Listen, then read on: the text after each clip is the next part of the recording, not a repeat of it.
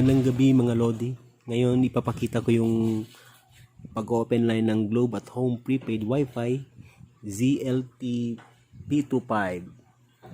Actually marami ng videos na naglabasan sa YouTube mga nakaraang buwan, matagal na, kung paano i-open line ito. So ngayon tinry ko lang sa aking sariling modem ang pag-open line po.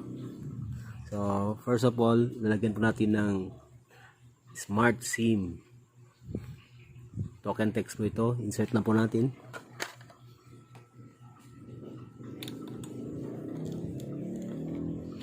So ayan.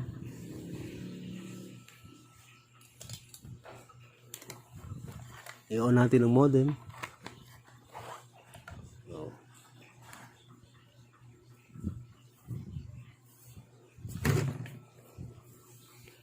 antayin lang po natin. So ayan po, invalid SIM siya. Red indicator. So ulit po. I-connect natin siya sa Globe at Home. Globe lock pa po itong modem na ito. So titingnan natin.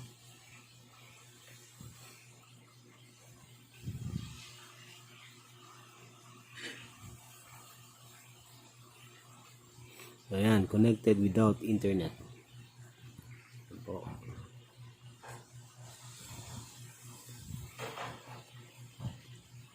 Tapos punta tayo ng Chrome, Google Chrome,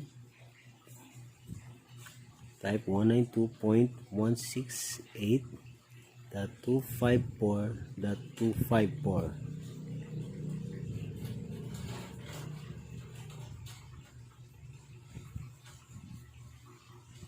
So ayan po, nakalagay po yung invalid SIM, invalid SIM card. So ilalagay muna natin.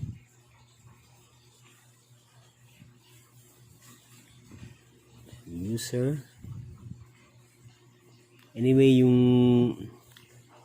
username pati password po ng dashboard natin itong Globe at Home, makikita po dito sa likod, yung default.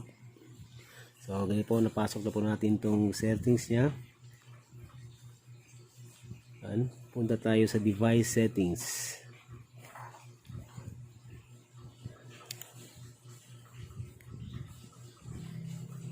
So ayan, nasa device settings na po tayo.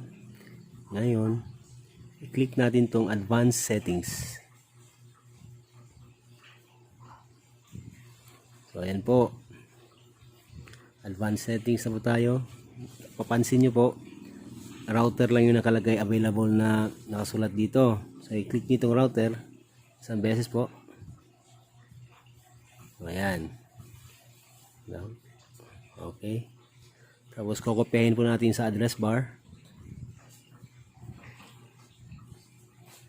Kokopyahin po natin itong nasa address bar.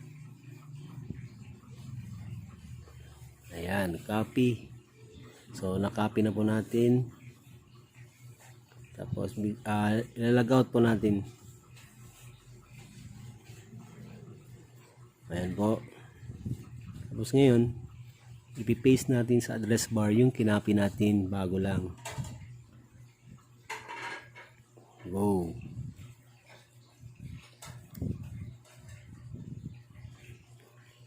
O, ayan na po. Then login tayo ulit. Yung user. So nakalagin na po. Nakalagay yung SIM lock. So ngayon, device settings. Tapos advanced settings. So ayun, lumabas na po ang TR069 frequency, MCC, MNC locking. I-click natin tong MCC and MNC locking. So ayun, nandito na po tayo sa MCC, MNC locking. Disable po natin yung MCC, MNC locking. Dapat kanina naka-enable siya. So dapat i-disable po natin para ma-unlock.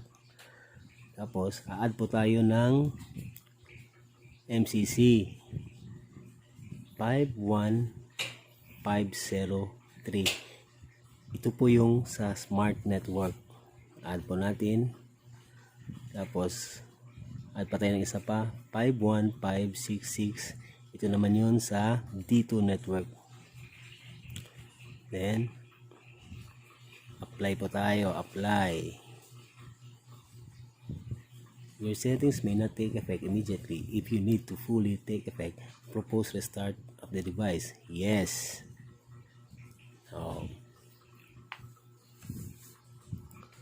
restart po natin.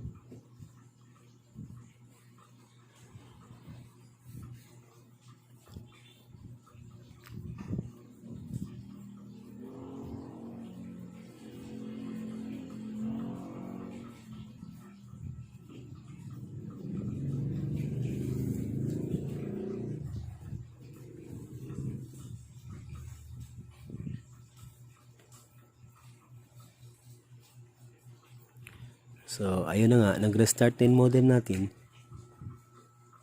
Connect po tayo ulit sa Globe at Home. Hintayin natin mag-connect.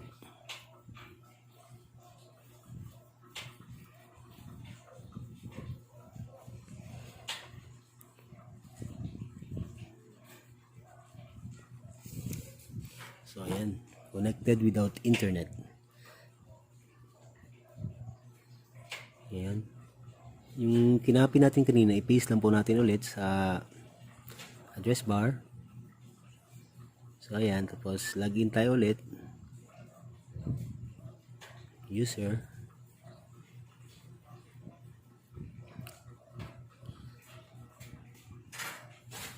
Tapos, device settings. Same process po. Advanced settings. So, ayun. Ngayon, detected na po yung SIM natin. Pupunta natin yung frequency. Ayan. Band 3, band 28, and band 41 ang naka-check. So, either pili kayo dito saan sa area nyo yung malakas, then sabay speed test. So, ngayon, i-check ko na lang lahat para masigurado. So, apply. Ayan, mag-restart po yung connection.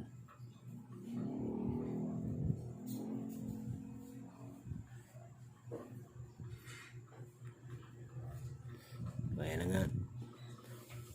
So, successfully open line na po yung ZLT-P25 modem natin.